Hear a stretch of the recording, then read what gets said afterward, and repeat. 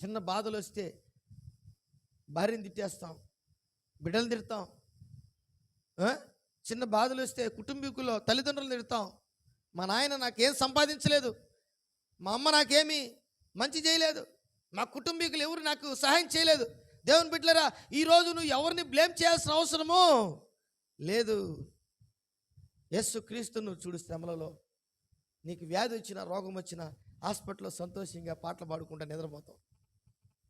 ఇంట్లో కూడా సంతోషంగా నువ్వు తృప్తిగా భోజనము చేస్తావు. ఎందుకంటే నీ శ్రమలలో కూడా దేవుడు నిన్ను విడవడు. దేవునికి స్తోత్రం. ఆయన నిన్ను విడవడు, హత్తుకునే దేవుడు అంటున్నాడు. ఈ ముగ్గురు ఈ యోబు గ్రంథంలో ముగ్గురు యొక్క జీవితంలో ఆలోచించినట్లయితే వారు ఎందుకు అలాగ చేశారు? ఆయన ఓదార్చేదానికి వచ్చారు, పాపం ఆయన్ని ప్రేమించేదానికి వచ్చారు. ఆయన శ్రమలలో